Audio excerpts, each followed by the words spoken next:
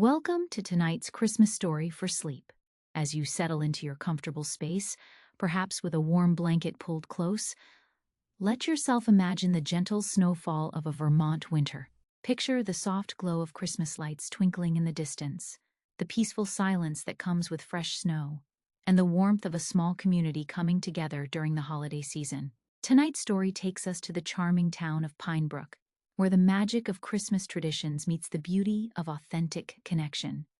It's a tale of finding your way home, not just to a place, but to yourself and to what truly matters. So close your eyes, take a deep breath, and let yourself drift into this cozy Christmas story where love grows as naturally as evergreen trees, and where the true spirit of the season reminds us that the best gifts can't be wrapped or posted online. Let the gentle rhythm of this story carry you toward peaceful sleep as we begin our journey with Avery Quinn, returning home to discover that sometimes the most meaningful traditions are the ones we help create ourselves. The notification sound chimed for the 57th time in the past hour, and Avery Quinn's eye twitched as she stared at her phone screen. Her latest TikTok about sustainable holiday centerpieces using only foraged materials had just hit 500,000 views, and the comments were flooding in faster than she could read them. OMG, Avery, you're literally saving Christmas and the planet. Where do you get your energy? I can barely recycle my pizza boxes. Please tell me you're doing something amazing for your hometown's Christmas this year. That last comment made her stomach clench. Pinebrook, Vermont, population 2,847 and shrinking every year since the paper mill closed, wasn't exactly the winter wonderland her followers imagined when she posted carefully curated shots of rustic Vermont charm. Most of her content was actually filmed at a boutique Christmas tree farm an hour away, but her audience didn't need to know that. Avery adjusted her ring light and checked her appearance in her phone's camera. Her auburn hair was twisted into a deliberately effortless bun, secured with what looked like a cinnamon stick but was actually a sustainable bamboo hairpin from her merch line. The oversized cream sweater was strategically artful, cozy enough to suggest she was relaxing by a fireplace, fitted enough to look good on camera. "Hey, eco-warriors," she chirped at her phone, swiping to start a new video. "Your girl is heading home to Pinebrook for the holidays, and I cannot wait to show you the magic we're creating this year. Think sustainable traditions, zero-waste celebrations, and maybe," she paused for dramatic effect, tilting her head with a mysterious smile, "maybe some very special announcements." She didn't actually have any special announcements planned, but her engagement rates always spiked when she hinted at personal news. After posting the teaser, she tucked her phone into her tote bag, made from recycled water bottles, naturally, and grabbed her keys. The drive from Burlington to Pinebrook took 90 minutes on a good day. Today, with snow flurries dancing across her windshield and her ancient Subaru's heater working at half capacity, it felt like crossing into another world. The closer she got to home, the more the landscape transformed from generic New England suburbs to the kind of picture-perfect rural Vermont that looked like it belonged on a postcard. Rolling hills dusted with snow stretched in every direction, interrupted by farmhouses with smoke curling from their chimneys and red barns that seemed almost too quaint to be real. Avery had grown up thinking this place was boring, provincial, suffocating. Now, after 4 years of building her brand around sustainability and authentic living, she saw it differently. Every weathered fence post and ancient maple tree was potential content gold. Her phone buzzed with a call from her assistant, Maya. "Please tell me you're not planning to post 17 times a day while you're on vacation," Maya said without preamble. "It's not vacation, it's content creation in my natural habitat," Avery replied, slowing down as she passed the "Welcome to Pinebrook," home of the 1,952 state championship loggers sign. Someone had draped garland around it, though it was looking a bit brown around the edges. "Besides, my followers are expecting Christmas magic. I can't disappoint them." "Your followers are expecting you to take care of yourself. When's the last time you had a day without posting anything?" Avery tried to remember and came up blank. "That's not the point. The algorithm will survive if you post twice a day instead of 20 times. You're burning out, Av. I can hear it in your voice." Before Avery could argue, she crested the hill that led into downtown Pinebrook, and her words died in her throat. Main Street stretched before her, lined with Victorian storefronts that someone had clearly worked hard to decorate for the holidays. Warm light spilled from every window, and the street lamps were wrapped in evergreen garland with red velvet bows. It looked exactly like something from a Christmas movie. "Oh my God," she breathed. "What? Did you hit a deer?" "No, it's just—" Avery pulled into a parking spot in front of Maple and Main, the coffee shop that had been run by the same family for 40 years. Through the frosted windows, she could see people clustered around small tables, steam rising from their mugs. A chalkboard sign by the door advertised hot cider made with apples from Hendrick's orchard, $3. "It's perfect," she finished. "Maya, I have to go. This place is going to make incredible content." She hung up before Maya could protest and grabbed her phone to start filming. "Eco-warriors, I am living for this sustainable small-town Christmas magic," she said, panning the camera across Main Street. "Look at this garland. I bet it's all locally sourced. And those lights are definitely LEDs, which is amazing for energy conservation. I'm getting so many ideas for—" Her monologue was interrupted by a loud rumbling sound. A pickup truck had pulled up behind her, its diesel engine coughing black smoke that immediately made her think about carbon footprints and air quality. The truck's bed was loaded with what looked like Christmas tree trimmings, and pine needles were scattered across the sidewalk where they'd blown off. The driver's door slammed, and Avery found herself looking at a man who seemed to have stepped directly out of a Vermont tourism brochure. He was tall and broad-shouldered, wearing a red flannel shirt over a thermal Henley, both of which had clearly seen actual work. His dark hair was slightly mussed, and there was a hint of stubble along his jaw that suggested he'd been too busy to shave that morning. When he noticed her staring, his expression shifted from neutral to mildly annoyed. "You're blocking the loading zone," he said, nodding toward her car. Avery glanced around. There was no loading zone sign that she could see, and plenty of other parking spots. "I don't see any—" "Red curb," he said, pointing. "Been red for about 6 months now. Most locals know." She looked more closely and realized he was right. The curb was painted red, though it was faded enough that she'd missed it. "Oh, sorry, I didn't realize. I grew up here, but I've been away for a while." "Quinn," he said, and it wasn't a question. "You know me?" Something flickered across his face. Amusement, maybe, or recognition. Avery Quinn, the tree expert. There was something in his tone that made her defensive. "I'm a botanist, actually, and I run a sustainability platform with over 2 million followers." "Right, the one who did that video about proper pruning techniques." He leaned against his truck, crossing his arms. "That was educational." Avery's cheeks flushed. She remembered that video.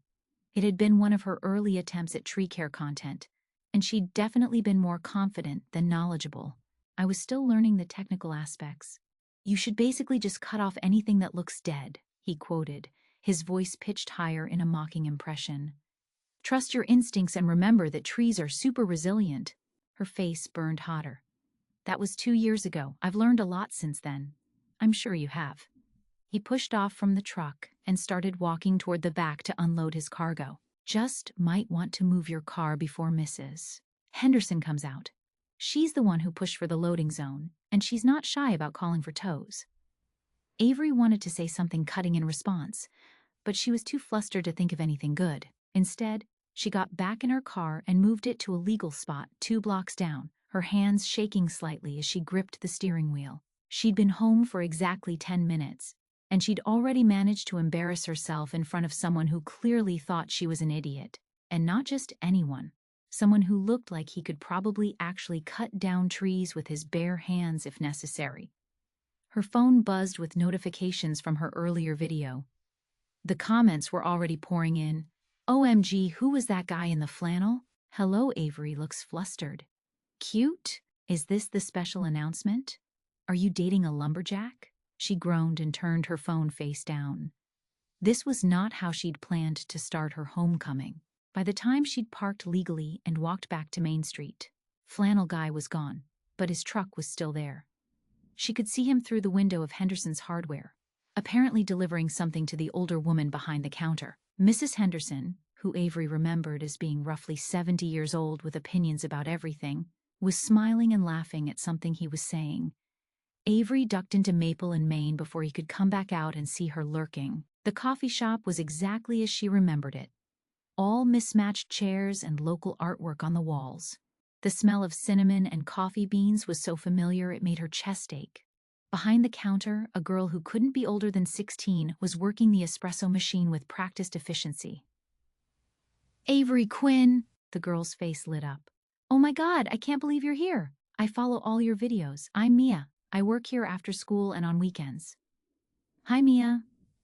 Avery smiled, grateful for a friendly face. "It's nice to meet you. Could I get a oat milk latte with a dash of cinnamon, no sugar?" Mia was already reaching for a cup. "I've seen you order it in like 12 different videos." "That's slightly concerning, but yes, that's perfect." As Mia worked, she kept glancing over with starstruck excitement. "I can't believe you're actually here. Are you doing Christmas content?" "Oh, are you going to the town meeting tonight? Because there's this whole drama about the Christmas tree, and I feel like you'd have opinions." "What drama?" Mia's eyes went wide, like she couldn't believe Avery didn't already know. The town council voted to replace the live tree in the square with an artificial one, like a permanent one that they'd put up every year. People are so mad. Avery's stomach dropped. "They're getting rid of the live tree?" "Yeah. Mrs. Patterson, she's the mayor now, said it was too expensive and too much work to get a new tree every year.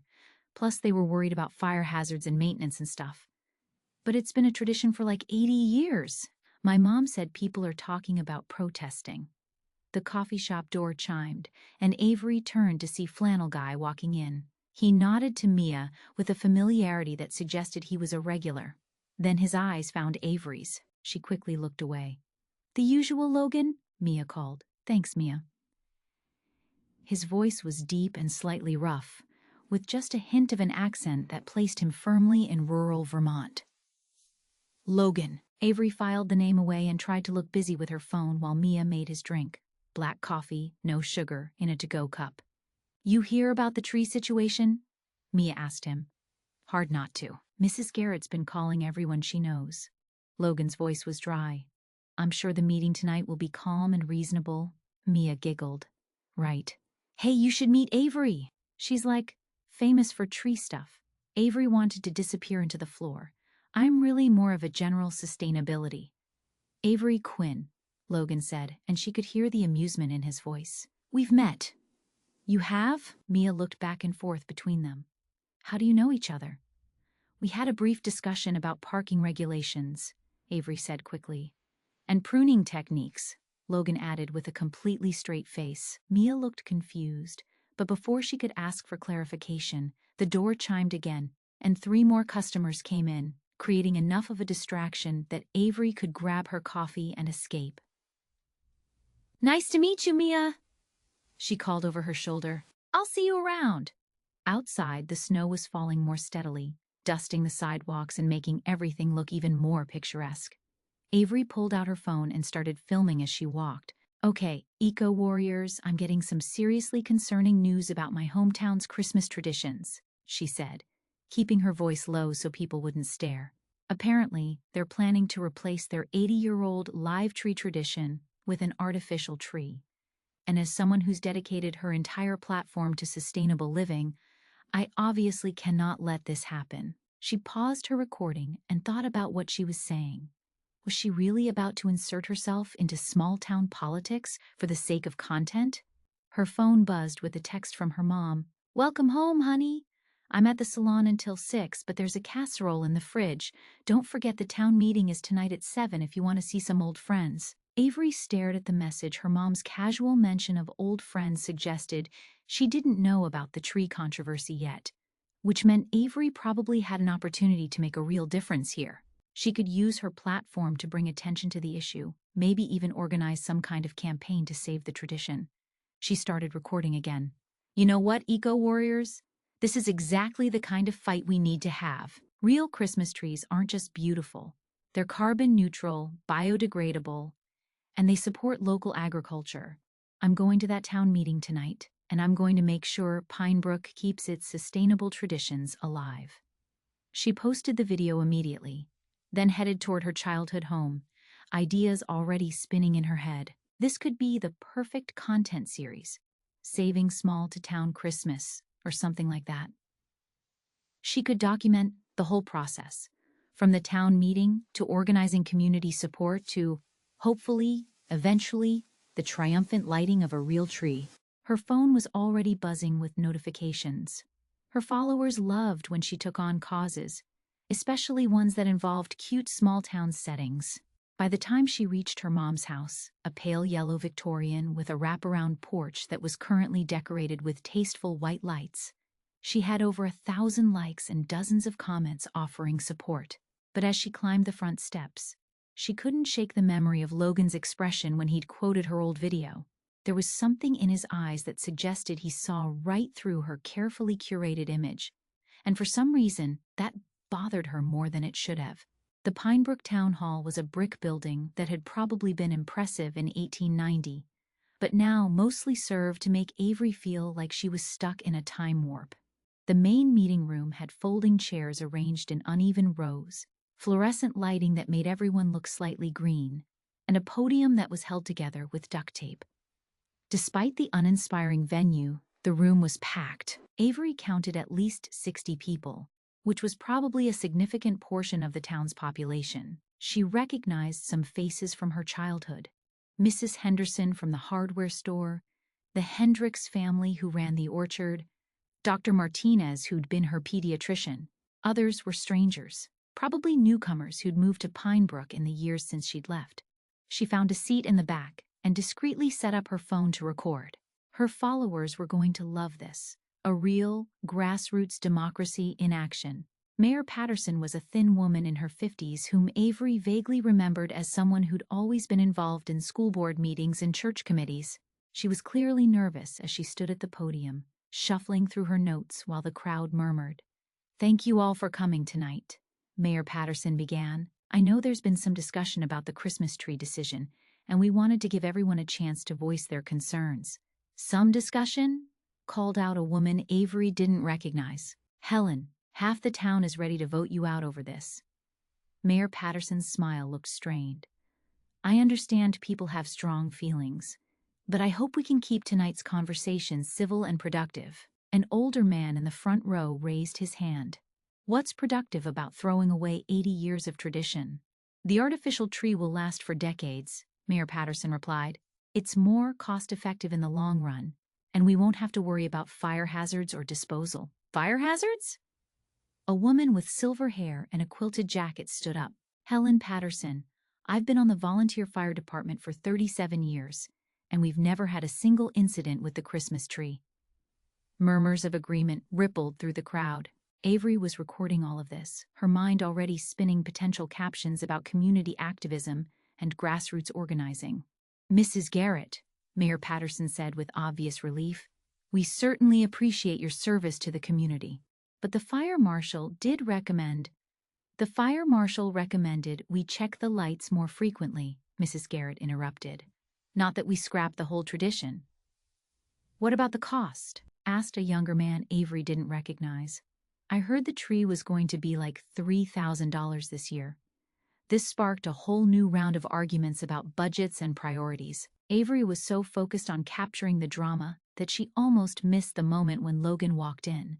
He looked different in the fluorescent lighting, older, more serious. He found a spot along the wall near the back and crossed his arms, watching the proceedings with the expression of someone who'd seen this particular show before. Their eyes met for a brief second, and Avery quickly looked back at her phone, pretending to check her notifications. She had dozens of comments already. "This is so important. Save the trees. Can you organize a petition or something? Are you going to speak up?" That last comment made her stomach flutter. She hadn't actually planned to say anything tonight. She'd figured she would just observe and film, but her followers clearly expected her to take action, and if she was being honest with herself, she did feel strongly about the issue. "Excuse me," she said, raising her hand. "May I say something?" The room turned to look at her, and she suddenly felt very aware that she was probably the youngest person there. Mayor Patterson looked confused. "I'm sorry, I don't think we've met. Are you a Pinebrook resident?" "I'm Avery Quinn," she said, standing up. "I grew up here, and I'm back for the holidays." "Oh," Mrs. Garrett's face lit up. "Sarah's daughter. I remember when you were in Girl Scouts. You're the one with the internet business, right?" "Something like that." Avery glanced around the room, suddenly very conscious that she was about to make this conversation about herself. But her followers were watching, and this was exactly the kind of content that performed well. "I actually run a sustainability platform with over 2 million followers, and I have to say, I'm really disappointed to hear about the artificial tree decision." Mayor Patterson looked skeptical. "Well, that's certainly your opinion. It's not just my opinion," Avery said, gaining confidence. "Real Christmas trees are carbon neutral. They absorb CO2 while they're growing, and when they're composted after the holidays, they return nutrients to the soil. Artificial trees are made from PVC and metal, which require fossil fuels to produce and end up in landfills forever." She could feel the energy in the room shifting. People were nodding, and someone in the middle section said, "That's right." "Plus," Avery continued, "real trees support local agriculture. Every tree you buy from a local farm keeps money in the community and supports sustainable land use." "That's all very interesting," Mayor Patterson said, "but we still have the practical concerns of cost and maintenance. What if those concerns could be addressed?" Avery heard herself saying. "What if someone could provide a tree and handle all the setup and maintenance at no cost to the town?" The room went quiet. Mayor Patterson blinked. "I'm sorry?" Avery's heart was pounding, but she was committed now. "I said, what if someone donated a tree and took care of all the logistics? Would that solve the town's concerns?" "Well, I suppose, but—" "Great," Avery said, "because I'd like to make that donation." The room erupted. People were clapping and cheering. Mrs. Garrett was wiping her eyes. And someone shouted, "Way to go, Quinn!" Mayor Patterson was still standing at the podium with her mouth open. "Miss Quinn, that's a very generous offer, but do you understand the logistics involved? We're talking about a 20-foot tree, professionally installed, with lights and decorations." "I understand completely," Avery said, though she absolutely did not. "And I'm prepared to handle all of that." As the cheering continued, Avery's eyes found Logan again. He was watching her with an expression she couldn't read, but it definitely wasn't admiration. If anything, he looked like he was trying not to laugh. Her phone was buzzing frantically with notifications. She glanced at the screen and saw that her live stream had over 10,000 viewers. "OMG, Avery, yes! This is amazing. You're literally saving Christmas. Wait, are you really going to do this?" That last comment made her stomach clench. Was she really going to do this? She just volunteered to provide and install a 20-foot Christmas tree for her hometown's most important holiday tradition, and she had absolutely no idea how to make that happen. But she was already filming a follow-up video as people filed out of the meeting, everyone stopping to thank her and shake her hand. "Eco-warriors, we did it," she said into her camera, trying to project more confidence than she felt. "The town voted to keep the live tree tradition, and I'm so excited to make this happen for them. This is exactly what I mean when I talk about sustainable community action. Sometimes you have to be the change you want to see." Behind her, she could hear Mayor Patterson discussing logistics with some of the town council members. Words like permits and liability insurance and professional installation kept drifting over, making her increasingly nervous. "Miss Quinn?" Mrs. Garrett appeared at her elbow. "That was a wonderful thing you did tonight. Just wonderful. Your parents would be so proud." "Thank you," Avery said, though she was starting to wonder if her parents would be proud or horrified when they found out what she'd committed to. "Now, do you have someone lined up to help with the tree? Because you'll need someone who knows what they're doing. 20 feet is no joke. You need proper equipment, someone who understands rigging and safety procedures." Avery's stomach sank further. "I'm still working out those details." "Well, you should talk to Logan Hale, Mrs. Garrett said, pointing toward the wall where Logan was still standing. "He runs the forestry business out on Cedar Road. Does all the big tree removals for the county, and he's been helping with the town tree for years. Good boy. Keeps to himself, but he knows trees better than anyone. Avery looked over at Logan, who was now talking to Mayor Patterson.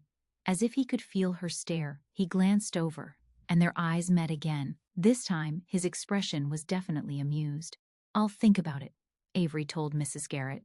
Don't think too long, Mrs. Garrett warned. You've got less than 3 weeks until Christmas, and a good tree takes time to source and prepare. After Mrs. Garrett wandered off, Avery stood in the emptying room and tried to process what she'd just done. She'd committed to providing a 20-foot Christmas tree to her hometown with no plan, no tree, and no idea how to install it. And apparently, the one person who could help her was the same guy who'd already mocked her tree expertise earlier that day. Her phone buzzed with a call from Maya. Avery, what the hell? Maya's voice was sharp with concern. I've been watching your live stream. Did you just volunteer to provide a giant Christmas tree with no plan whatsoever?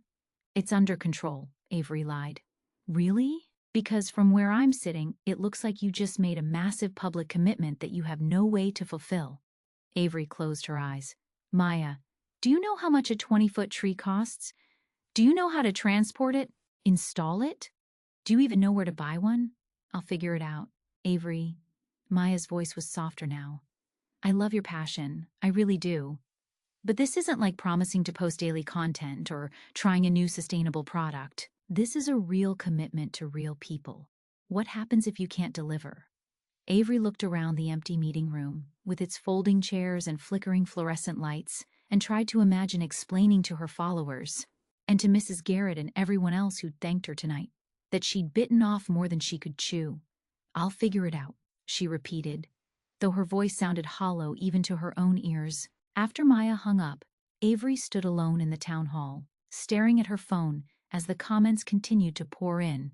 Her impromptu announcement had been shared hundreds of times already, and local news outlets were starting to pick up the story.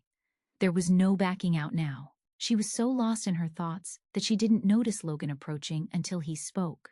So, he said, his voice carrying that same dry amusement from earlier. 20-foot tree, huh? Avery straightened up, trying to project confidence. That's right. And you've got that all figured out? Absolutely. Logan nodded slowly. Good for you. Should be interesting to watch. He started to walk away, and Avery felt panic rise in her chest. Mrs. Garrett was right. She needed help, and he was probably her only option. Wait, she called. Logan? He turned back, one eyebrow raised. I was wondering. She tried to think of a way to ask that didn't make her sound completely helpless.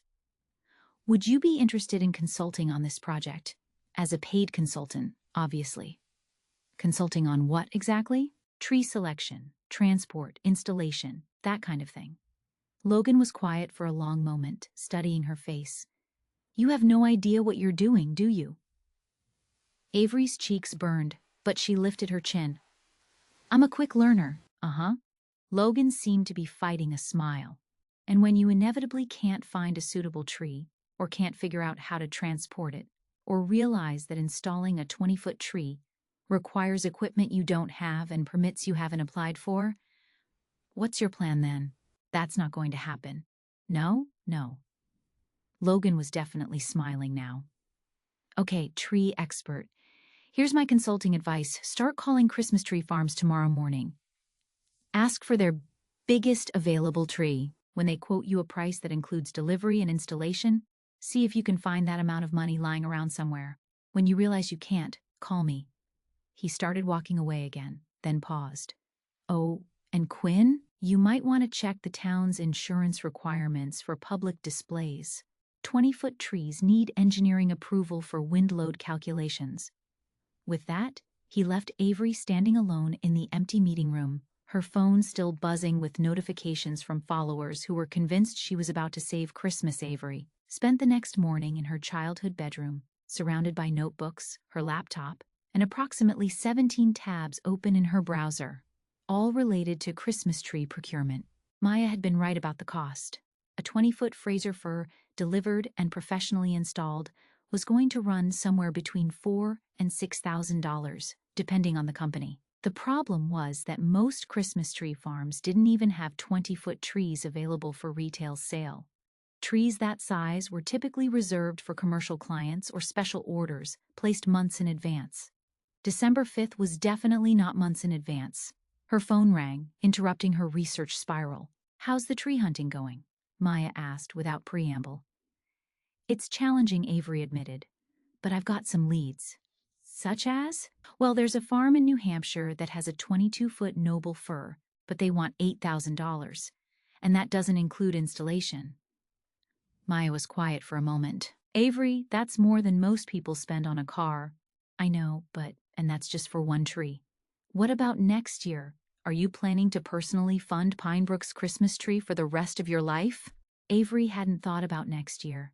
She'd been so focused on the immediate crisis that she hadn't considered the long-term implications of her offer. "Maybe I can set up some kind of crowdfunding campaign."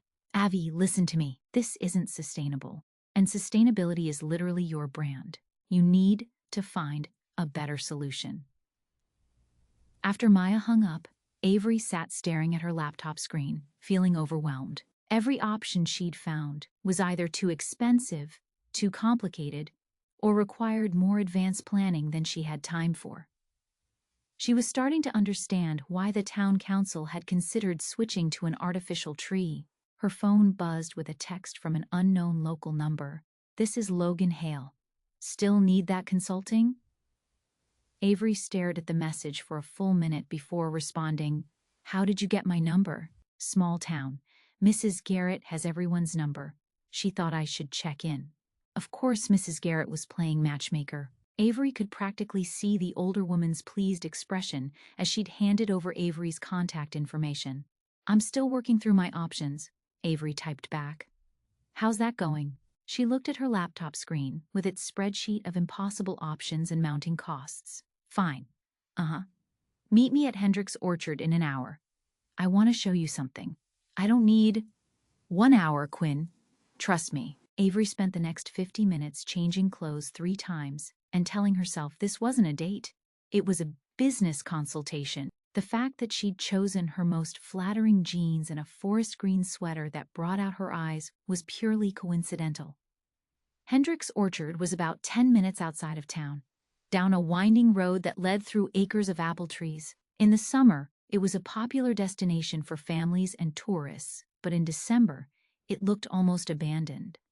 Snow covered the bare branches, and the farm stand was closed for the season. Avery parked next to Logan's truck and found him waiting by a gate that led into the orchard proper. He was dressed in the same practical uniform of flannel and jeans, but today he'd added a knit hat that made him look younger somehow. "So what exactly are we doing here?" she asked. "Taking a walk," Logan said, opening the gate and holding it for her. The Hendricks family has been growing Christmas trees as a sideline for about 15 years. They're not a dedicated tree farm, but they might have options the big commercial places don't. They walked along a path that wound between the dormant apple trees. The snow crunched under their feet, and Avery could smell pine in the distance. Despite her nerves about the whole tree situation, she found herself relaxing slightly. There was something peaceful about the orchard in winter, quiet and still, like the whole world was taking a deep breath. "Can I ask you something?" she said as they walked. "Shoot. Why are you helping me?" "Yesterday you seemed pretty convinced I was going to fail." Logan was quiet for a moment. "I wasn't convinced you were going to fail. I was convinced you didn't know what you were getting into." "Is there a difference?" "Yeah." He glanced over at her. "Failing means you tried and it didn't work out. Not knowing what you're getting into means you might not even get to the trying part." They rounded a bend in the path, and suddenly they were in a different world. Ahead of them stood a grove of evergreen trees, spruces and firs of various sizes, their branches heavy with snow. Some were small enough to fit in a living room. Others were tall enough to reach the second story of a house. "Oh," Avery breathed. "They're beautiful." "Tom Hendricks started growing them for his grandkids," Logan explained. "Wanted to make sure they'd always have the perfect family tree. Then he realized other people might want perfect trees too." Avery pulled out her phone and started filming. "Eco warriors, look at this winter wonderland." she said, panning across the snow-covered trees. These trees are grown right here in Vermont, so there's virtually no transportation footprint. Plus, they're helping to sequester carbon while they grow. You always do that? Logan asked. Do what? Film everything. Document every moment. Avery lowered her phone, feeling suddenly self-conscious. It's my job. Even when you're just taking a walk? Especially when I'm taking a walk. My followers want to feel like they're experiencing things with me. That's what builds engagement. Logan looked thoughtful. Must be exhausting. What do you mean, never being able to just exist? Always having to think about how everything looks to other people. Avery started to argue, then stopped. When was the last time she'd gone somewhere without thinking about content opportunities? When was the last time she'd seen something beautiful without immediately reaching for her camera? And it's not like that, she said. But her voice lacked conviction. Logan didn't argue. Instead, he led her deeper into the grove, where the trees grew larger and more impressive. Some of them had to be close to 20 feet tall. Here's what I'm thinking, he said, stopping in front of a particularly magnificent specimen. Tom's trees aren't officially for sale to the public. He usually just gives them away to family and close friends. But if someone were to explain the situation, the town tradition, the community importance, he might be willing to make an exception. Avery studied the tree. It was perfect, full and symmetrical, with a classic Christmas tree shape and rich green needles. How much do you think he'd want for it? That's the thing, Logan said. Tom's not really in this for the money. He might be more interested in a trade. What kind of trade? Logan was quiet for a moment, like he was debating whether to continue. Tom's granddaughter is 16. Biggest fan of your videos I've ever seen. She's been trying to convince her parents to let her start her own sustainability channel. Avery felt a flutter of understanding. You think he'd trade a tree for content collaboration? I think he'd trade a tree for you to spend an afternoon with his granddaughter, teaching her about sustainable content creation, maybe filming a video together. It was perfect, almost too perfect. Avery looked at Logan suspiciously. How do you know all this? Mia is Tom's granddaughter. Mia from the coffee shop? That's the one. She's been talking about your videos nonstop since she found out you were coming home. Tom's getting a little tired of hearing about your composting techniques. Avery laughed despite herself. So this was all planned? You and Mrs. Garrett and Tom Hendricks, all conspiring to solve my tree problem? More like Mrs. Garrett mentioned you needed help. Tom mentioned his granddaughter's obsession with your channel, and I put two and two together. Logan's expression was serious now. But here's the thing, Quinn. This only works if you're actually willing to mentor Mia, not just film a quick collaboration and disappear. She's a good kid, and if you're going to get her hopes up, you better be prepared to follow through. There was something in his tone that made Avery study his face more carefully.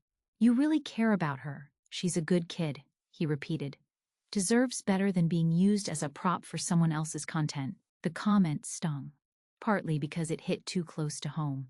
Avery had collaborated with plenty of young creators over the years, and while she always tried to be encouraging and supportive, she had to admit that most of those relationships had been more about her brand than genuine mentorship.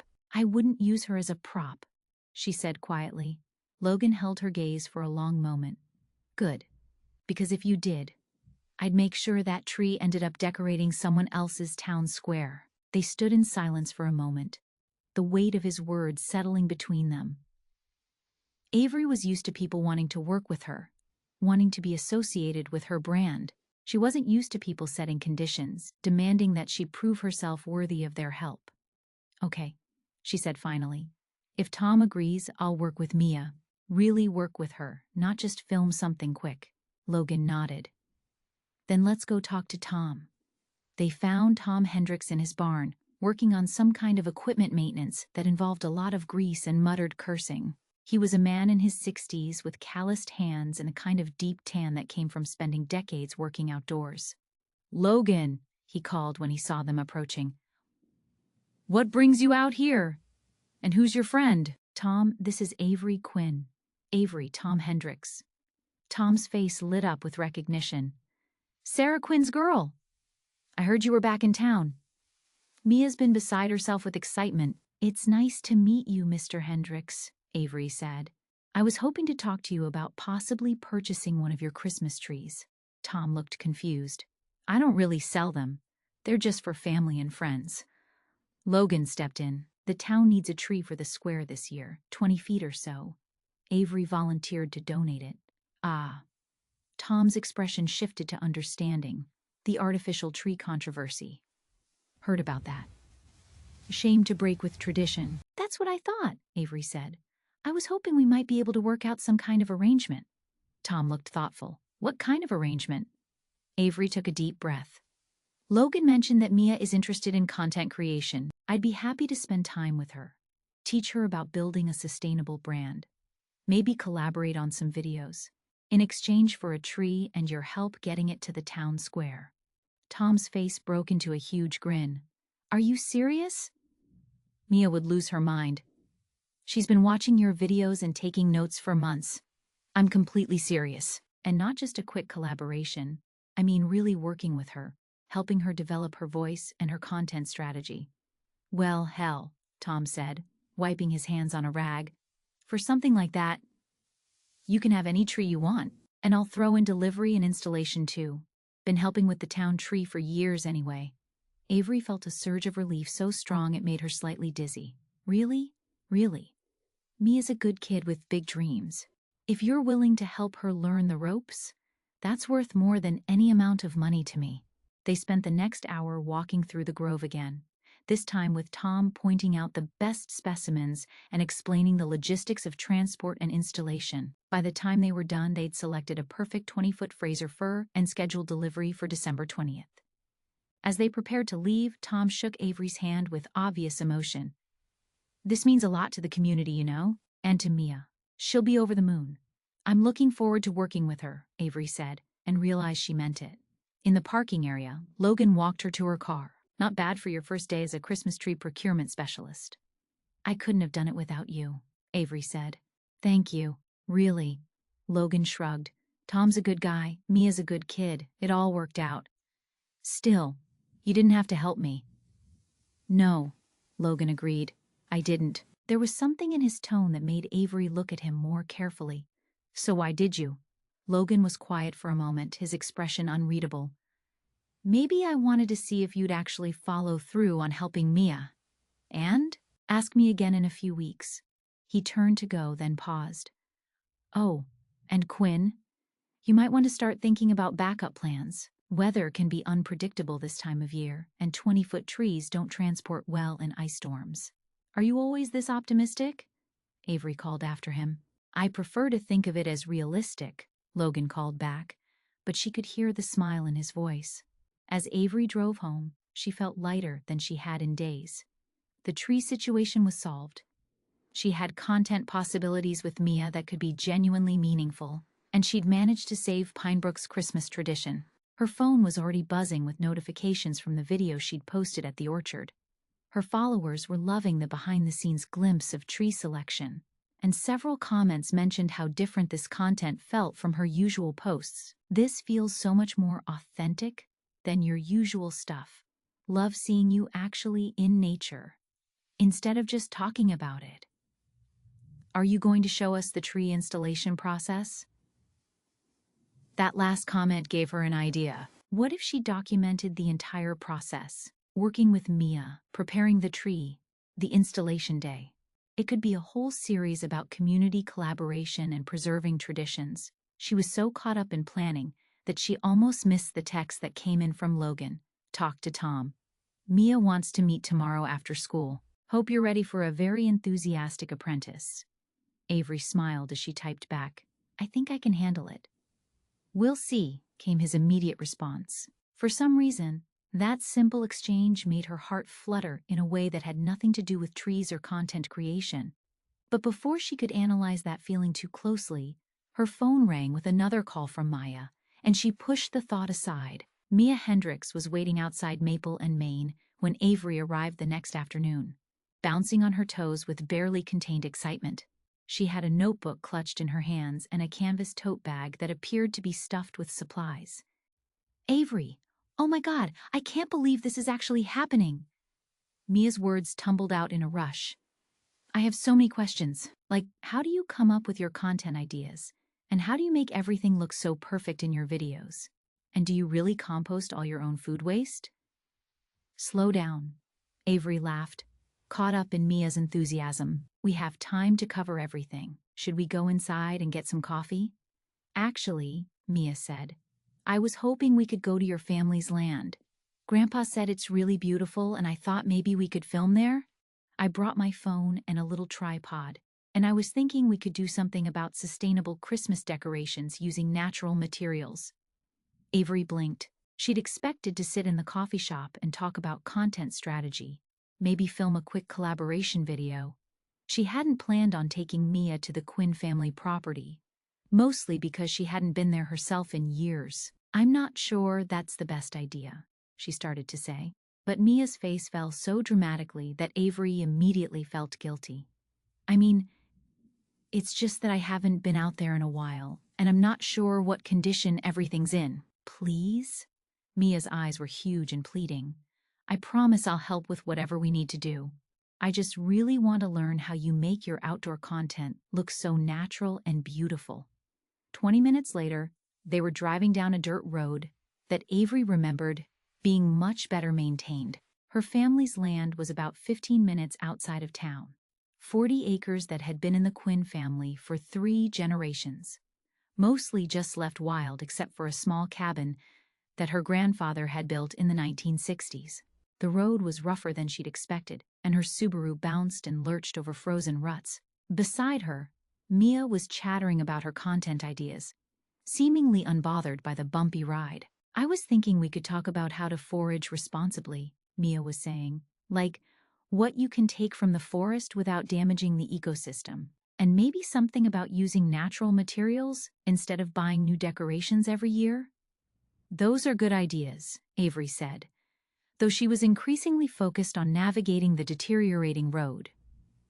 Very on-brand for sustainable holidays. When they finally reached the cabin, Avery felt a pang of nostalgia mixed with guilt. The building was smaller than she remembered.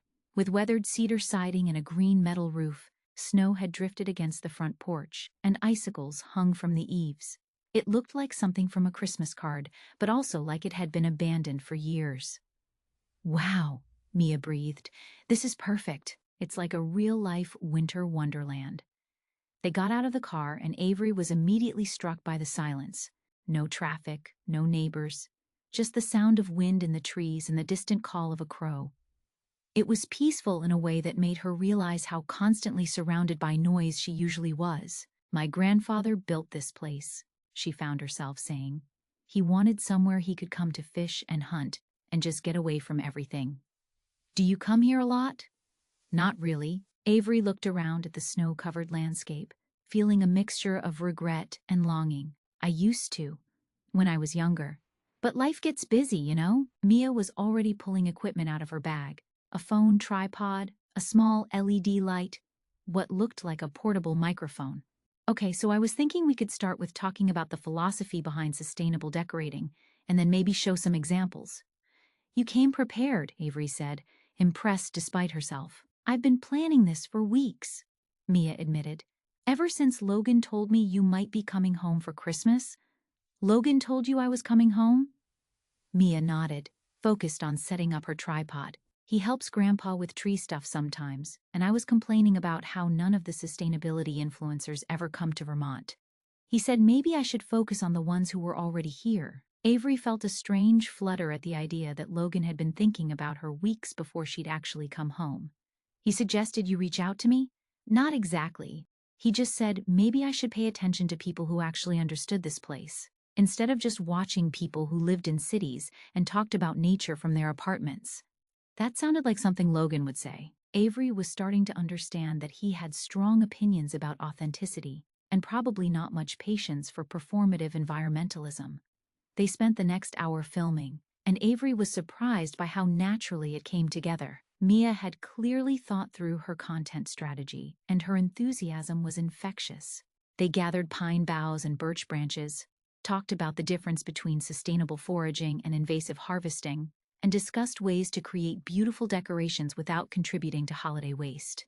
The thing is, Avery found herself saying as they arranged a wreath from gathered materials, sustainability isn't about perfection. It's about making better choices when you can, and being honest about when you can't. What do you mean? Mia asked, adjusting the camera angle.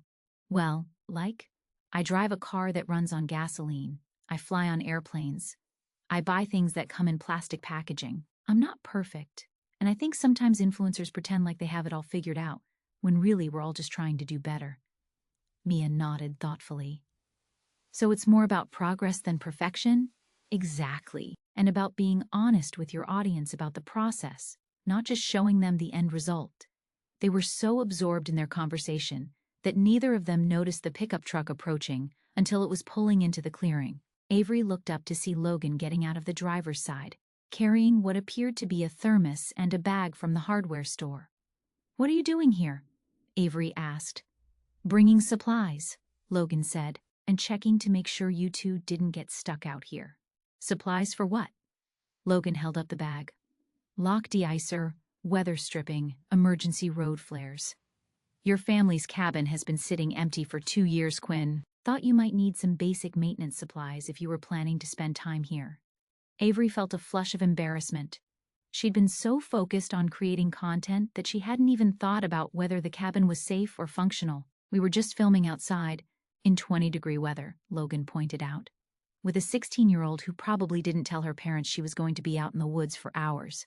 Mia looked guilty. "I left a note." Logan's expression softened.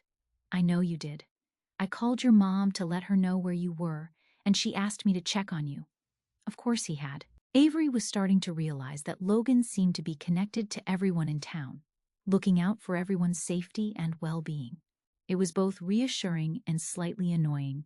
"We're fine," she said. "We were just about to head back anyway." "Actually," Mia said, "I was hoping we could film inside the cabin too, like maybe something about winterizing a space sustainably, or living off-grid during the holidays." Logan looked at Avery. "When's the last time you were inside?" It's been a while. More than a year? More than 2 years." Logan nodded like he'd expected that answer. "Come on, let's take a look." The cabin's front door was locked, but Logan produced a key from his pocket without explanation. Inside, the space was cold and musty, but surprisingly clean. Someone had obviously been maintaining it.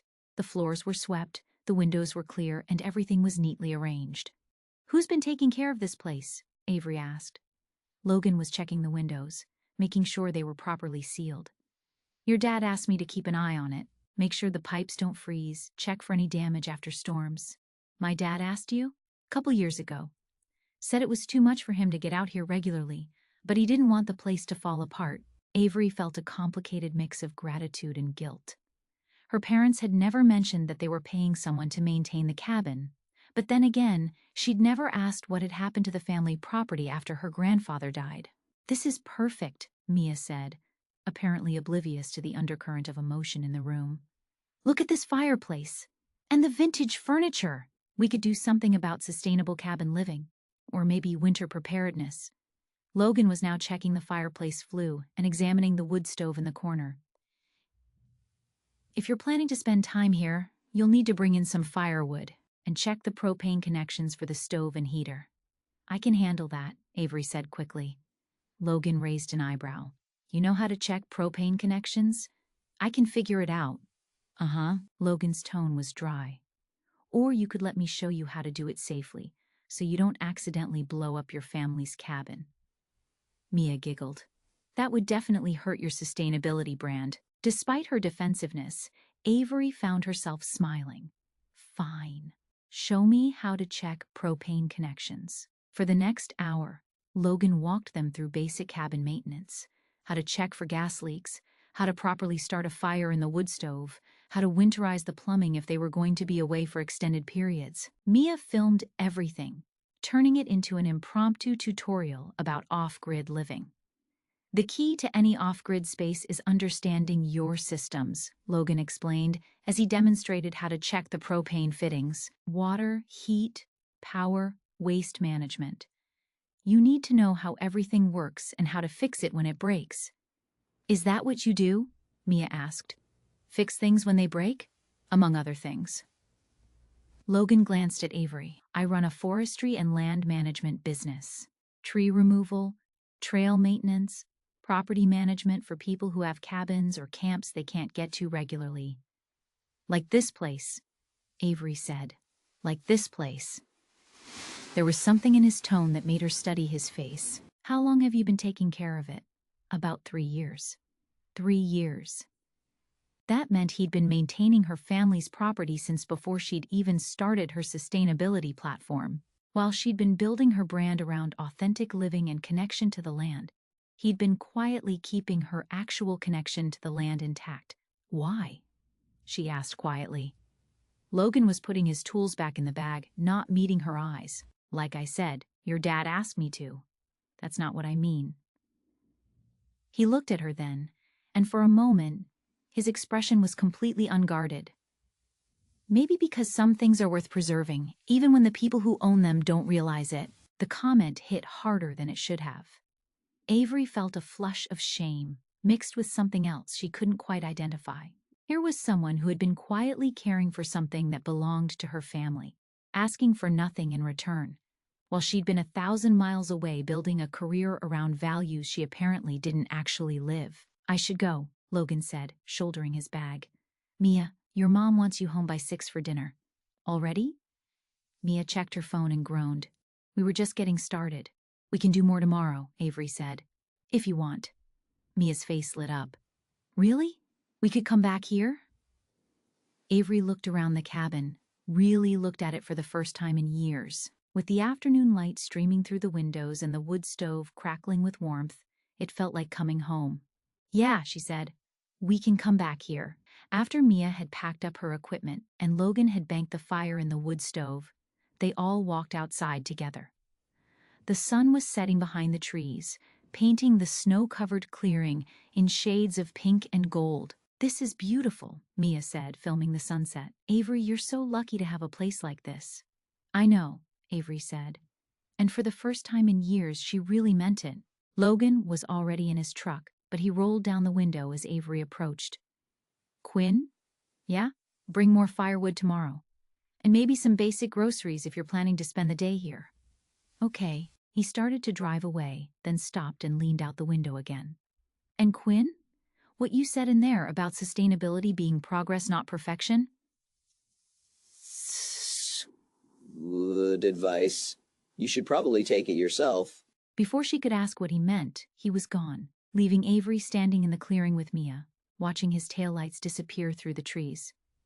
He likes you, Mia said matter-of-factly. What? Logan, he likes you. I can tell. We barely know each other. Mia shrugged. He doesn't usually hang around to make sure people know how to use propane stoves. And he definitely doesn't usually give life advice. Avery looked back at the cabin, where smoke was still rising from the chimney, and thought about Logan's parting words. Progress, not perfection. Maybe he was right. Maybe it was time to stop performing her life and start actually living it. Come on, she said to Mia. Let's get you home before your mom sends a search party. But as they drove back toward town, Avery found herself already planning to return to the cabin the next day.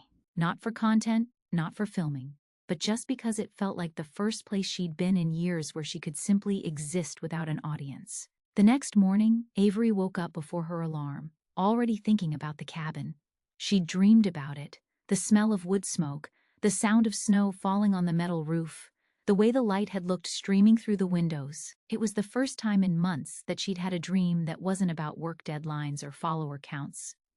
She was loading firewood into her car when her mom appeared in the driveway, coffee mug in hand and a curious expression on her face. You're up early, Sarah Quinn observed, and that's quite a bit of firewood.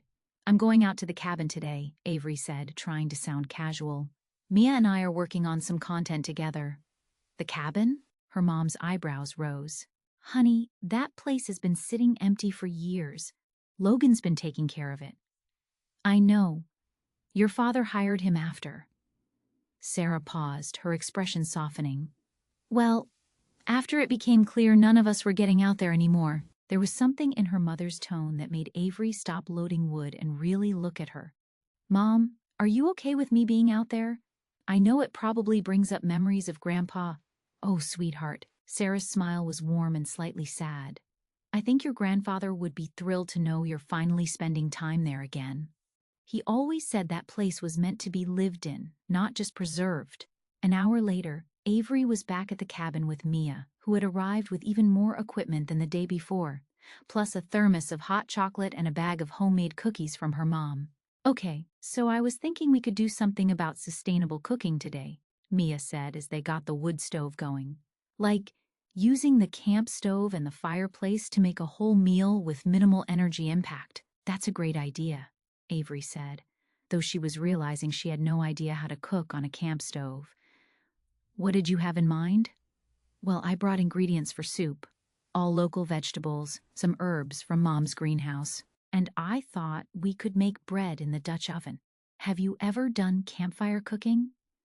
Avery had to admit she hadn't. Most of her outdoor cooking content had been filmed at well-equipped glamping sites or carefully staged in her apartment kitchen. "This will be a learning experience for both of us." They spent the morning experimenting with the camp stove and figuring out how to regulate the temperature in the Dutch oven. Mia filmed everything, but not in the polished, perfectly lit way Avery was used to. Instead, she captured the real process. The failed first attempt at bread, the moment when Avery accidentally put too much salt in the soup, the laughter when they realized they'd forgotten to bring a can opener. "This is so much better than my usual content," Avery said as they waited for their second attempt at bread to finish baking. "It feels real." "That's what I love about your videos," Mia said. "They always feel like you're just talking to a friend, not trying to sell anything." Avery felt a pang of guilt. Lately, she'd been feeling like every video was trying to sell something. If not an actual product, then her brand, her lifestyle, her expertise. When had she stopped just talking to her audience like friends? They were documenting the bread tasting process when Logan's truck appeared in the clearing again. This time, he wasn't alone. There was another vehicle behind him, and Avery could see several people getting out. "Expecting company?" Logan asked as he approached the cabin. "Not really," Avery said. "Who's with you?" "Tom Hendricks and a couple guys from the volunteer fire department. We're here to scout the tree installation site." "Already?" "I thought that wasn't happening until next week." Logan's expression was serious. "Weather forecast changed. We've got a major storm system coming in this weekend, and another one potentially next week. If we're going to get that tree installed safely, we need to do it sooner rather than later." Avery felt a familiar spike of anxiety. "How much sooner?" "Day after tomorrow." "That's impossible." "I haven't even—" "Avery," Logan's voice was calm but firm. "The tree is ready. Tom's got his equipment lined up. The town has all the permits and insurance in place. The only variable is the weather, and that's not going to get better if we wait." Mia was still filming, and Avery was suddenly very aware that this conversation was being recorded for her followers. She could already imagine the comments, some supportive, others questioning whether she was really prepared for this responsibility. "Okay," she said, trying to project more confidence than she felt. "Day after tomorrow." "What do I need to do?" Logan studied her face for a moment. "Honestly, just show up. Tom and his crew have been doing this for years. Your job is to be there for the community, maybe say a few words about why this matters." "That's it?" "That's it." Avery felt simultaneously relieved and slightly disappointed. Part of her had been imagining herself actually helping with the tree installation, maybe even documenting the process for her followers. But Logan was right. She had no relevant skills or experience. Her role was symbolic. Tom Hendricks appeared from around the side of the cabin, along with two other men Avery didn't recognize. They were all carrying measuring equipment and looking very businesslike. "Sorry to interrupt," Tom called. "We just need to take some measurements and check the sight lines from the cabin to the road, making sure our transport route is clear." "Why does the transport route matter?" Avery asked. Logan answered, "Because we'll be bringing the tree right through here. This property connects to the town square via the old logging road. It's the only route that can handle a truck carrying a 20-foot tree." "The old logging road goes right by here?" Starts about a quarter mile through those trees, Logan said, pointing toward the woods behind the cabin. Your grandfather used to maintain it back when he was cutting firewood to sell in town. Avery had a vague memory of her grandfather talking about the logging road, but she'd never really understood the geography of the family property. Now she was learning that her family's land was not just connected to the town, it was actually a crucial part of the Christmas tree installation logistics. So we'll be transporting the tree right past the cabin, she asked. Right past it, Tom confirmed. Should be quite a sight. We'll probably have a bit of a parade following us. Kids love to watch the tree transport. An idea was forming in Avery's mind. What if we made it an actual event? Like, invited people to gather here to watch the tree go by, and then follow it into town for the installation? Logan looked skeptical. Quinn, we're talking about a workday, not a festival. But think about it, Avery said, getting excited. It would be a way to involve the community in the whole process. People could see where the tree came from, learn about sustainable forestry, maybe even help with the final decorating. Mia was practically bouncing. That's a great idea! We could document the whole thing, the community involvement, the tradition, the environmental impact. It would also mean a lot more people, a lot more chaos, and a lot more things that could go wrong, Logan pointed out. But Tom was looking thoughtful. Actually, it might not be a bad idea. We always end up with a crowd anyway. People just show up to watch. Might as well plan for it. They spent the next hour walking the property, identifying the best spots for people to gather safely and discussing logistics. Avery found herself genuinely excited about the event. And not just because of the content possibilities. There was something appealing about bringing people together around a shared tradition, creating a sense of community ownership over the Christmas tree. You know, Tom said as they finished their survey, this is the kind of thing your grandfather would have loved. He always said this land was meant to bring people together. After Tom and the other men left, Avery and Mia spent the rest of the afternoon by the fire, editing the morning's videos and planning coverage for the tree transport event. But Avery found her attention drifting to Logan, who had stayed behind to check on a few maintenance issues around the cabin. She could hear him outside, working on something that involved hammering and occasional muttered commentary. At one point, she saw him through the window, replacing what looked like loose boards on the front porch steps. He's really taking care of this place, Mia observed, following her gaze. Yeah, he is. You should probably thank him. I have thanked him. Mia gave her a look that was remarkably sophisticated for a 16-year-old. I mean, really thank him. Not just say the words. When Mia left for home, Avery went outside to find Logan putting his tools away. The porch steps were now solid and safe, and he'd also fixed a loose railing that she hadn't even noticed was broken. Thank you, she said, for everything you've been doing here. Logan shrugged. It's what your dad hired me for. No, it's more than that. Avery sat down on the newly repaired steps. You didn't have to help me with the tree situation. You didn't have to bring supplies yesterday or check on us today. You're doing all this stuff that you don't have to do. Logan was quiet for a moment, organizing his tools in the back of his truck. Maybe because I think some things are worth taking care of, even when no one's watching. Is that a dig at my social media thing? No. Logan turned to face her. It's not a dig at anything. It's just, there's a difference between performing care and actually caring. And you think I'm performing? Logan studied her face. I think you care about a lot of things. I think you've built a career around caring. But I also think maybe you've forgotten the difference between caring for an audience and caring for its own sake. Avery felt heat rise in her cheeks. That's not fair. You don't know anything about me. Don't I? Logan's voice was gentle now. You haven't been to this cabin in 3 years, but you've posted dozens of videos about the importance of connecting with nature. You just learned that your family's property is part of the town's Christmas tree tradition, but you've built a brand around preserving traditions. You're genuinely excited about helping Mia, but you're also calculating how it will look to your followers. I can care about both things at the same time. Can you? Logan closed the tailgate of his truck. Or do you have to choose? The question hung between them as he got into his truck. But before he could drive away, Avery stood up. Logan, wait. He rolled down the window. Tomorrow, she said. Can you show me the logging road? I want to understand how this all connects. Logan was quiet for a moment. Just you? No cameras, no documentation? Avery hesitated. Her instinct was to say that of course she'd want to film it.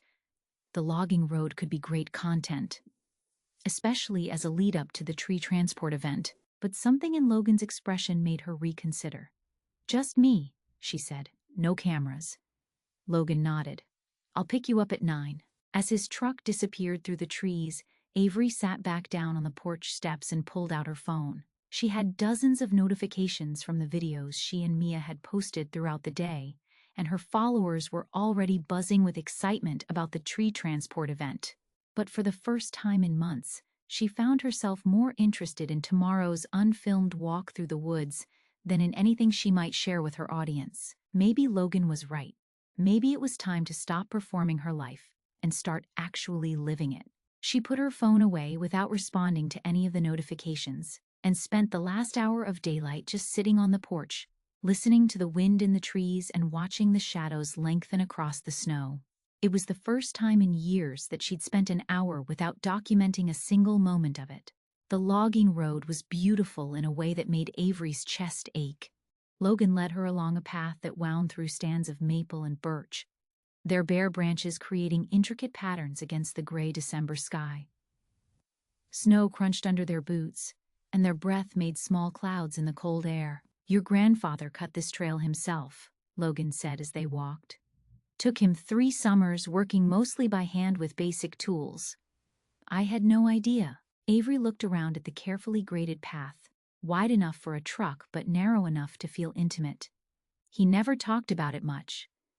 He was proud of it, but not in a showy way, more like satisfied that he'd built something useful that would last.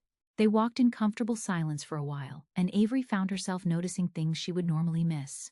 The way the light filtered through the trees, the sound of snow falling from branches, the tracks of small animals crossing their path. Without her phone in her hand, without the pressure to capture and curate every moment, she felt more present than she had in months.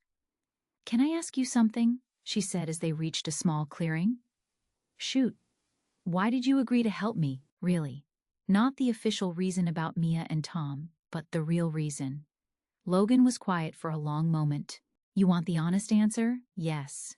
Because I was curious whether the person I'd been watching from a distance for 3 years was the same as the person in those videos. Avery stopped walking. You've been watching me for 3 years? Logan's cheeks reddened slightly. Not watching exactly. More like aware of. This is a small town, Quinn. When someone from here starts getting internet famous, people notice. And what? Am I the same person? Logan looked at her carefully. Ask me again in a few days. They continued walking, and Avery found herself thinking about what he'd said. She'd always assumed her online persona was authentic, that she was genuinely sharing her real thoughts and feelings with her followers. But the more time she spent with Logan and Mia, the more she was starting to see the performance aspects of her content. The way she always had perfect lighting, perfect backgrounds, perfect solutions to complex problems. Logan, she said as they reached the point where the logging road connected to the main route into town. Can I tell you something? Sure. I'm scared about tomorrow. The tree installation, all of it. The tree, the event, the community expectations.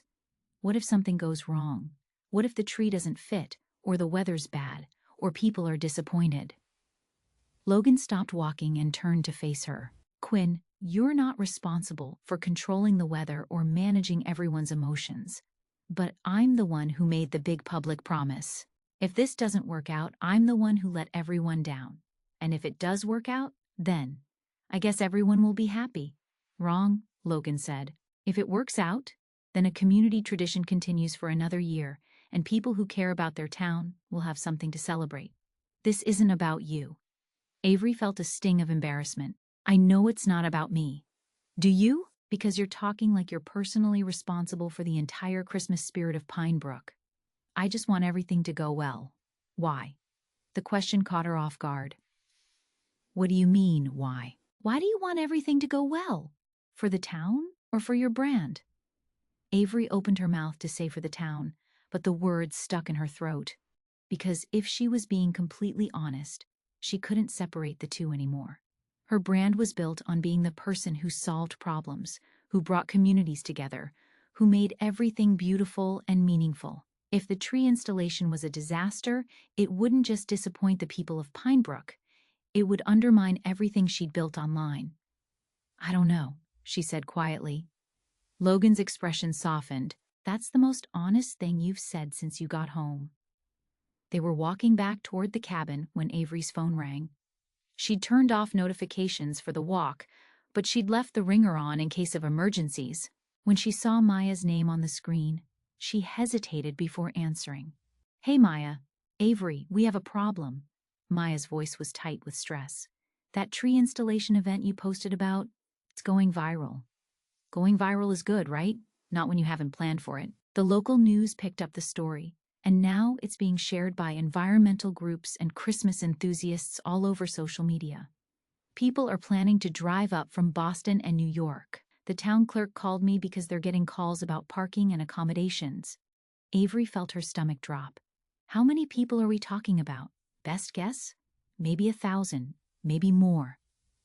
1,000 people? Avery looked at Logan, who was frowning as he listened to her side of the conversation. "Maya, that's insane. Pinebrook doesn't have infrastructure for 1,000 tourists." "I know. That's why I'm calling. You need to post something clarifying that this is a small local event. Scale back the expectations. But if I do that, won't it look like I'm being exclusive? Like I don't actually want people to care about environmental issues?" "Avery, you need to choose. Either you're hosting a manageable community event, or you're hosting an environmental rally. You can't do both." After Maya hung up, Avery stared at her phone, feeling overwhelmed. Her post about the tree transport had seemed so simple, an invitation for local people to come watch and learn about sustainable forestry. She hadn't anticipated that it would spread beyond her usual audience. "Problem?" Logan asked. "Apparently I accidentally invited half of New England to watch us transport a Christmas tree through the woods." Logan was quiet for a moment. "How many people?" "Maybe 1,000. Jesus, Quinn, I know it's a disaster. Maya thinks I should post something to scale back expectations, but then I'll look like I don't really want people to care about the cause, which undermines my whole—" "Stop." "What?" Logan was looking at her with an expression she couldn't read. "You're doing it again." "Doing what?" "Making this about your brand instead of about what's actually best for everyone involved." Avery felt defensive. "That's not what I'm doing, isn't it? You're worried about how you'll look if you limit attendance, not about what 1,000 tourists would do to this community." "I care about the community." "Do you?" "Because 1,000 people in a town of 3,000 is going to mean traffic jams, overwhelmed businesses, probably some environmental damage to the exact forest land you're claiming to protect. But you're more worried about your image than any of that." Avery felt tears prick her eyes. "That's not fair.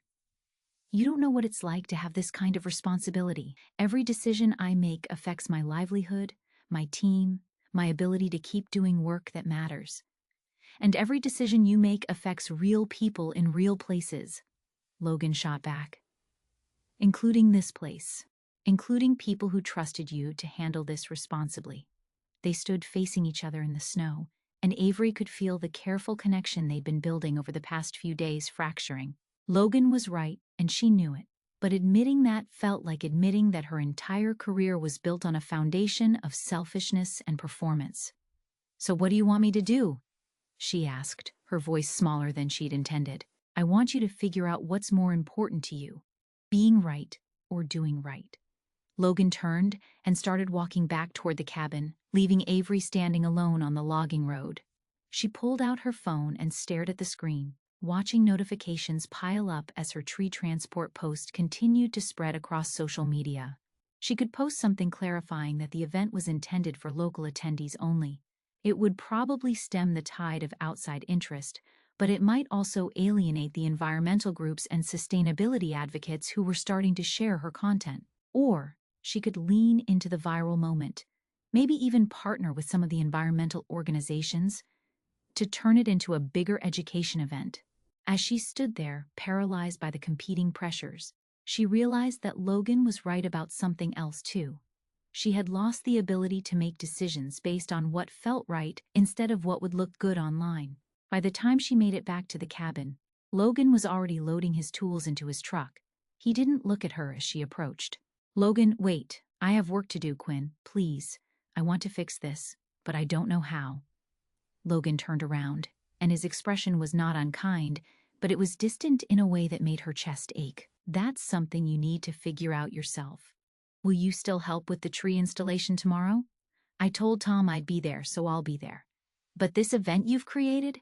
That's your responsibility now." He got in his truck and drove away, leaving Avery alone at the cabin with her phone buzzing incessantly and a growing sense that she'd just lost something important. She spent the next hour walking around the property, trying to think clearly. By the time she got back to town, she'd made a decision. She parked outside Maple and Main and pulled up her social media accounts. Without overthinking it, she started recording. "Hey, Eco Warriors, I need to be honest with you about something. Yesterday I posted about a community Christmas tree event here in my hometown, and it's gotten a lot more attention than I expected. Which is amazing. I love that so many of you care about sustainable traditions and community activism." She paused, looking at her reflection in the phone screen. She looked tired and uncertain, not at all like her usual polished self.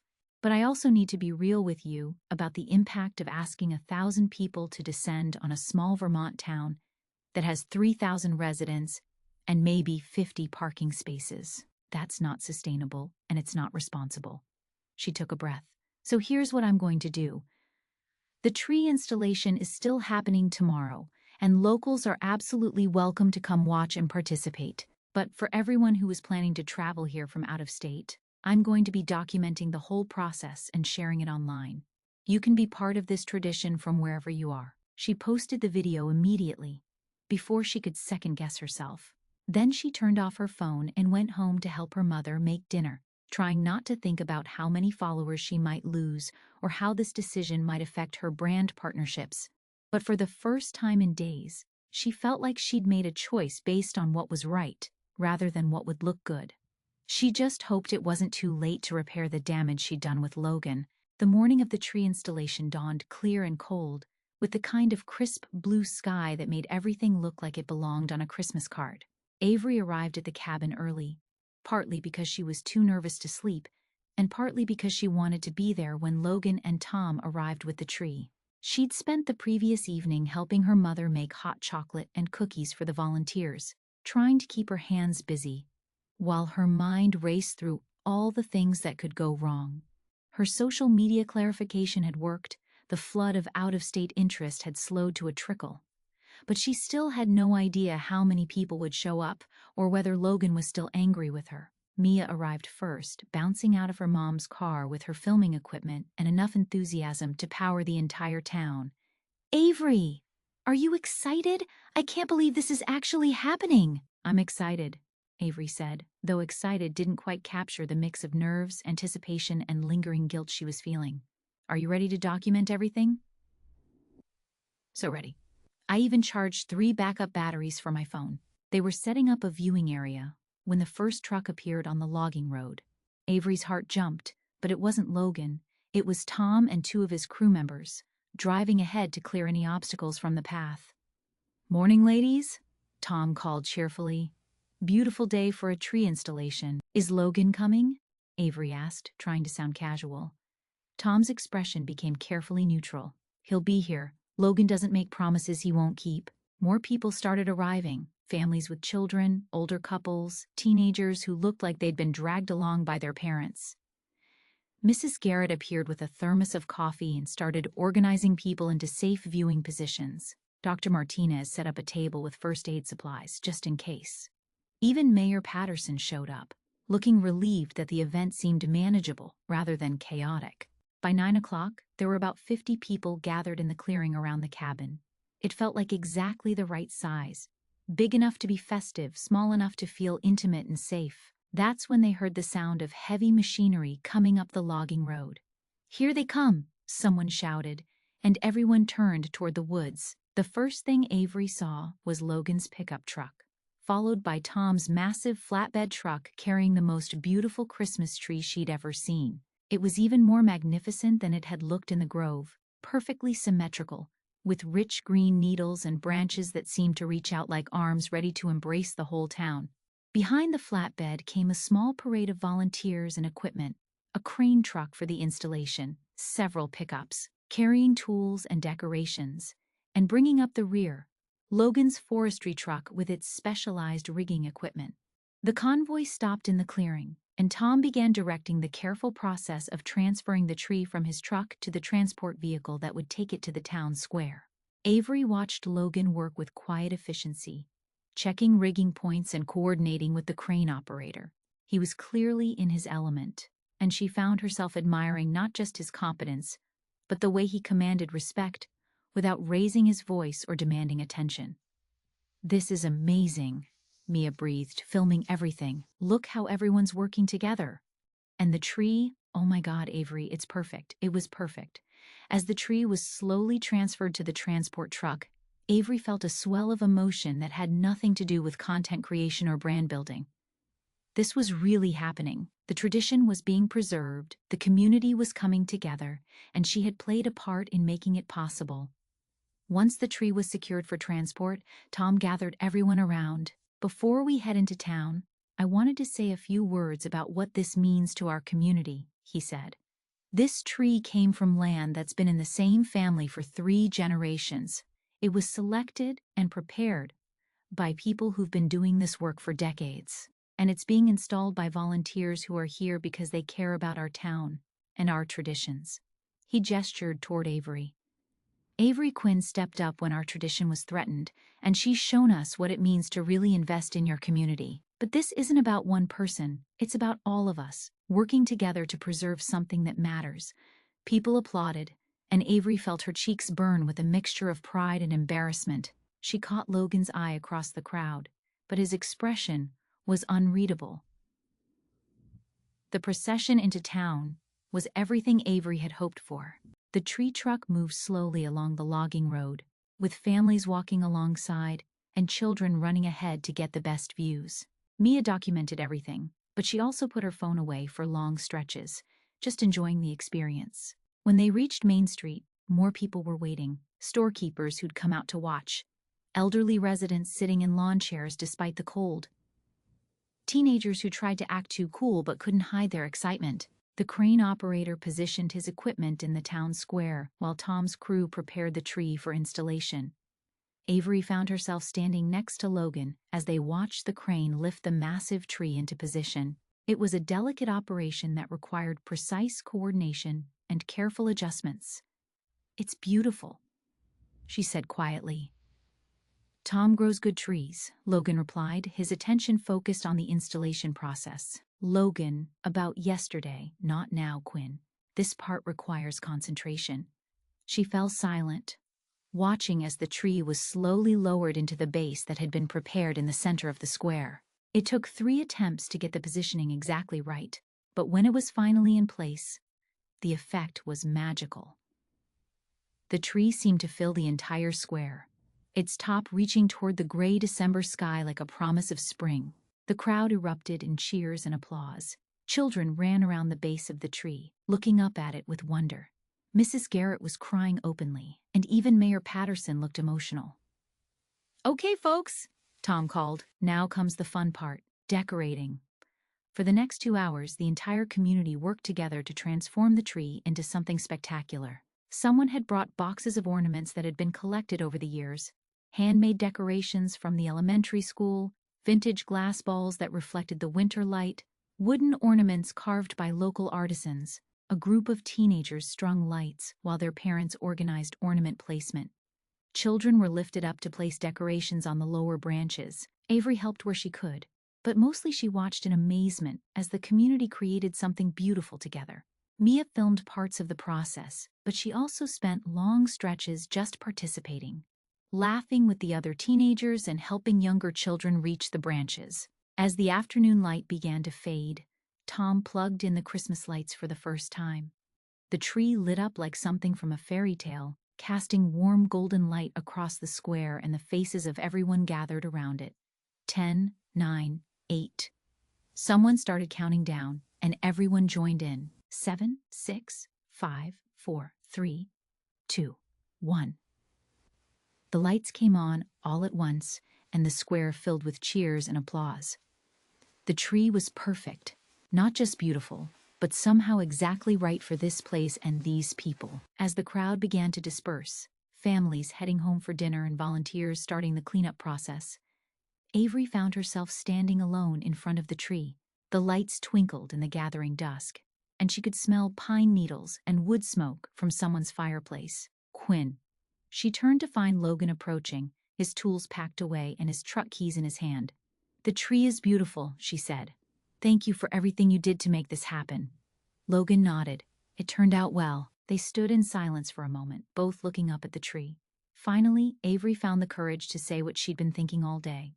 "You were right yesterday, about me making everything about my brand instead of about what's actually good for people." Logan didn't say anything, but he didn't walk away either.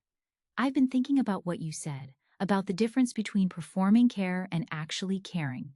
And I think I've lost track of that difference somewhere along the way." "Have you?" Avery looked around the square, at the families taking photos in front of the tree, at the teenagers who were still hanging around because they didn't want the day to end, at Mrs. Garrett and Tom comparing this year's tree to previous years. "Today wasn't about my followers or my brand," she said. "Today was about these people, this place." And it felt different, better.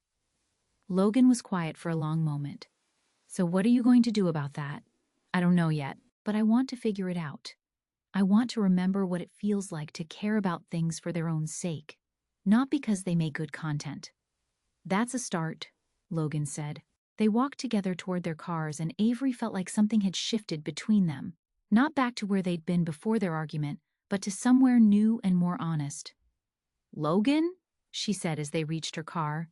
"Yeah? Would you like to come to Christmas dinner? My mom always makes way too much food, and I think she'd like to meet the person who's been taking care of the cabin." Logan smiled. The first real smile she'd seen from him all day. "I'd like that." As Avery drove home, she could see the Christmas tree in her rearview mirror, glowing like a beacon in the center of town. For the first time in years, she felt like she was part of something larger than herself. Something that mattered in ways that had nothing to do with likes or shares or brand partnerships. Her phone was full of notifications from the videos Mia had posted throughout the day, but Avery didn't check them. Instead, she spent the evening helping her mother plan Christmas dinner and thinking about what it might mean to build a life around caring rather than performing. December 20th arrived with the same crisp blue sky and sparkling snow that had blessed the tree installation the year before. Avery stood in the town square watching Tom's crew position this year's tree, another magnificent Fraser fir, though this one came from a different part of his grove. The scene was familiar, but different. There were more people this year, including several families who had moved to Pinebrook specifically because they'd seen Avery's documentation of the previous year's event. The town council had officially adopted the community tree installation as an annual tradition, complete with a small budget for decorations and hot chocolate. But the biggest difference was Avery herself. She was still filming, but her approach had changed completely. Instead of carefully staged content designed to maximize engagement, she focused on capturing genuine moments of community connection. Her follower count had actually grown over the past year, but more importantly, her audience had evolved too. She'd attracted people who were genuinely interested in sustainability and community building, rather than just aesthetic inspiration. Avery, Mia appeared at her elbow, now 17, and the co-host of her own successful YouTube channel about rural sustainability. "Did you see the article in Vermont Life? They featured our tree tradition as one of the state's best examples of community environmental action." "I saw it," Avery smiled. "You should be proud.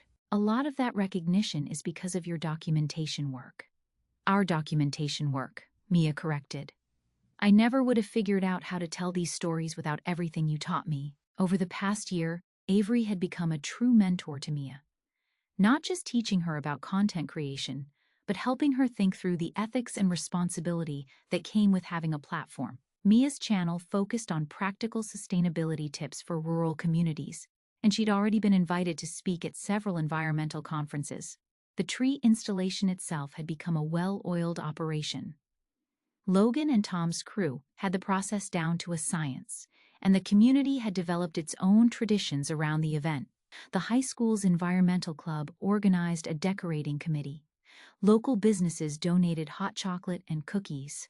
The town council arranged for a caroling group to perform during the tree lighting. As the crane operator carefully positioned this year's tree, Avery felt a hand on her shoulder.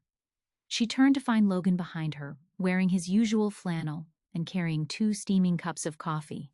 "Thought you might be cold," he said, offering her one of the cups. "Thank you." She accepted the coffee gratefully, inhaling the steam and the familiar scent of his aftershave. "This never gets old, does it?" "Nope. Though I have to say, I prefer it when we're not worried about 1,000 tourists showing up unexpectedly." Avery laughed. "I've learned a few things about event planning since then." "A few things about a lot of stuff," Logan said, and there was warmth in his voice that made her chest flutter. Their relationship had developed slowly over the past year. After Christmas dinner with her family, which had been a revelation for everyone involved, they'd started spending more time together. Not dating exactly, but not just friends either. Logan had helped her completely renovate the cabin, turning it into a space where she could work and create content, but also just exist without an audience. In return, she'd helped him develop a social media presence for his forestry business, though she'd had to convince him that posting occasionally about his work wasn't selling out. The turning point had come in the spring, when Avery had made the decision to move back to Pinebrook permanently. She'd kept her sustainability platform, but she'd restructured her business to focus on authentic storytelling rather than lifestyle inspiration. She still worked with brands, but only ones whose values genuinely aligned with her own. She still traveled for content, but she always came home to the cabin and to the community that had taught her the difference between performing her values and living them. "Okay, folks," Tom called from the center of the square. "Let's get this beauty decorated." The tree decorating had become an art form. This year, the elementary school students had made ornaments from pine cones and recycled materials. The teenagers had organized a lights installation that created patterns and gradients of color. Local artists had contributed handmade decorations that reflected the specific character of the town. Avery helped where she could, but mostly she watched and filmed, documenting the process for the followers who had specifically asked to see this year's tradition. Her content had become much more seasonal and intentional. She posted less frequently, but each video was more thoughtful and meaningful. As the sun began to set, painting the snow-covered square in shades of gold and pink, Logan appeared beside her again. "Ready for the big moment?" he asked. "Almost." Avery pulled out her phone and started recording one final video of the day. "Eco warriors, we're about to light this year's tree, and I have to tell you, watching this tradition evolve over the past year has been one of the most meaningful experiences of my life." She paused, looking around at the faces illuminated by the approaching dusk. "Last year, I thought I was saving a tradition, but really, this community saved me. They taught me that real sustainability isn't about perfect content or beautiful aesthetics. It's about creating systems and relationships that actually last." Tom was calling for the countdown now, and people were gathering in a circle around the tree. Children were lifted onto shoulders, teenagers pulled out their phones, elderly residents linked arms with their neighbors. 10, 9, 8, 7, 6, 5, 4, 3, 2, 1. The tree blazed to life, even more beautiful than the year before. The lights reflected off the snow and the windows of the surrounding buildings, creating a warm glow that seemed to embrace the entire square. As people cheered and applauded, Logan slipped his arm around Avery's waist, pulling her closer. She leaned into him, feeling perfectly content in a way that had nothing to do with how the moment would look to her followers. "Avery," Logan said quietly, his breath warm against her ear. "Yeah? Last year you asked me if you were the same person as the one in your videos. I remember." "You're not," he said.